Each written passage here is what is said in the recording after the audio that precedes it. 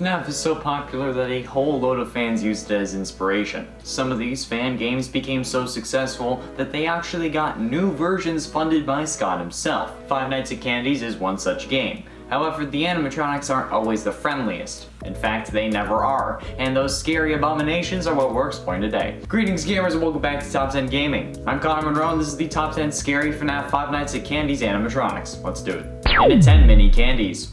The Mini Candies will be antagonists in the upcoming Fazbear Fanverse Initiative game Five Nights at Candies 4. They appear to be miniature versions of Candy the Cat, similar to the Mini Arenas from Sister Location. The Mini Candies are small, kitten-like animatronics with a blue-colored exterior. They have triangular ears with triangular teeth on their upper jaw. Each one has blackish eyes with large glowing white pupils, and their appearance heavily resembles Candy the Cat from the first game. Obviously. They wear a pair of red overalls with yellow buttons, but given the earlier comparison to the Mini Arenas, I have a feeling these guys would also crawl into my body while I'm sleeping and then blow me up from the inside, or use my body as an escape route or other classic FNAF tropes. So, yeah, that sounds horrific. And at 9, Monster Vinnie. Monster Vinnie, also known as the Monster Reverse Puppet, is the final antagonist of Five Nights at Candies 3. He is the monstrous manifestation of Vinnie, this game's version of the puppet. Instead of sharing the same eyes as Nightmare Yana and New Vinnie, the eyes appear to be held up by a metal frame inside the mask. The jaw also appears to move like a dummy.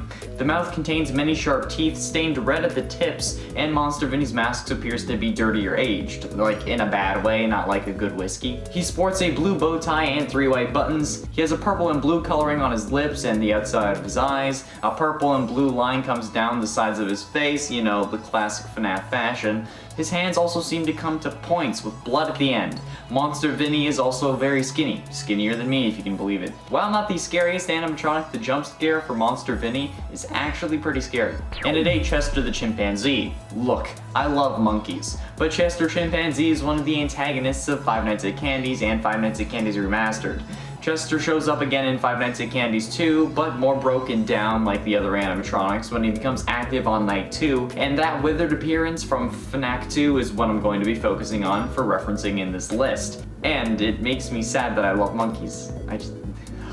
When Withered Chester becomes active in the second game, he can appear on any camera like the other animatronics. His mechanism is different from most other animatronics though. Instead of trying to get to the player from the central hall, he will try to get to the player through the vents. By clicking on the phone in the room Chester is in, the player can scare him away, and then he runs out of sight of the camera. Chester is never seen in the central hall except during a jump scare. He bangs on the vent cover while trying to get in, so the player can listen for when they need to react to him. If left unattended, however, he will enter the vents and loudly climb towards the player. At this point, a jump scare is unavoidable unless the night ends first. And at 7, Shadow Candy. Shadow Candy is the final form of another animatronic from Five Nights at Candies 3, when their power level grows over 9,000. However, in the first and second game, his appearance is identical to Candy, with the only difference being that he has to be recolored to be a very dark shade of purple, almost black, and has eyes which resemble the Phantom animatronics from Five Nights at Freddy's 3. You know what Shadow animatronics are.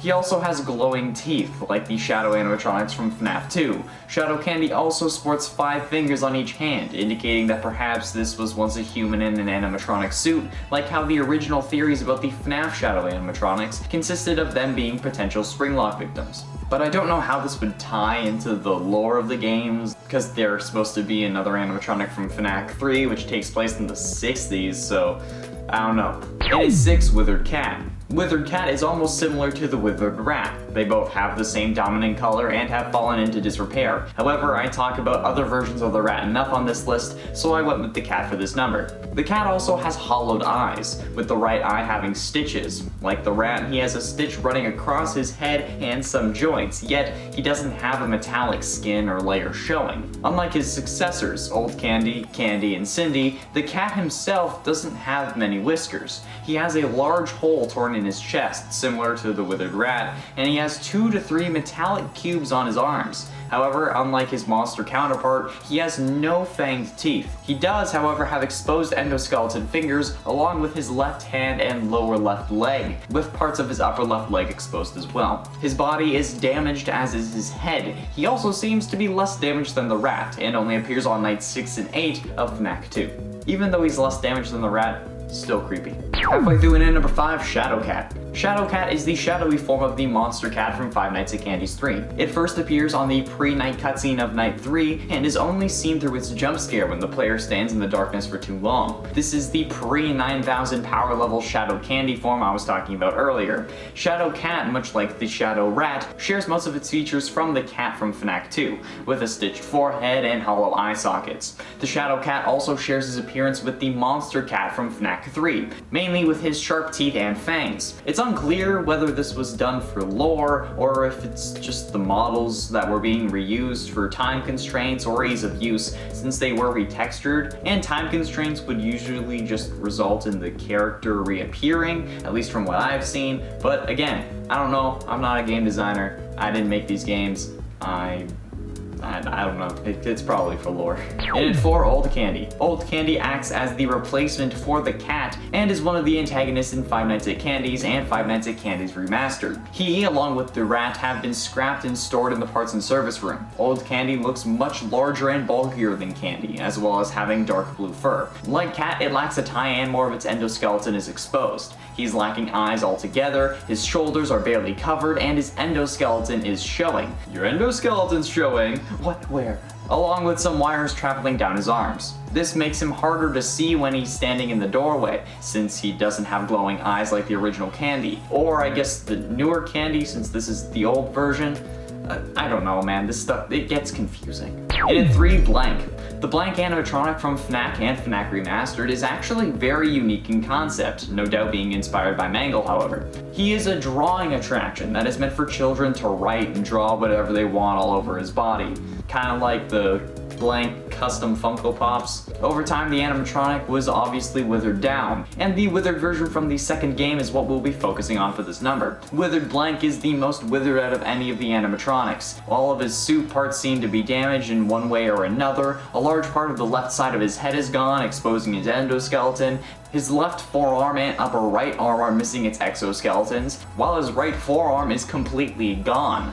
All suit parts below his knees are gone, and there are 2 holes in his torso. One of the holes exposes the endoskeleton. His texture isn't white anymore, rather more of a gray color, like the shirt you forgot to wash that isn't the same anymore. Unless you use today's sponsor, I'm kidding. He appears to be the same as he was in the first game's minigame, but in Night 6's second minigame, the player can see Blank's original appearance, which is really unsettling. I don't know why, it's just like, there's just the pure white, hardly any features. It's creepy. It's really creepy, like Slender Man. And ultimately, in at number 2, Monster Rat. Monster Rat, previously known as Nightmare Rat, is a monstrous manifestation of the original rat that appeared in Five Nights at Candy's 3 as one of the 2 main antagonists. Monster Rat's appearance closely resembles that of a human, with both fixed ears, pointy fingernails, stitched parts, and surprisingly sporting a long rat tail filled with metal pieces. His face seems to sport fangs, glowing red eyes, and a big nightmarish smile.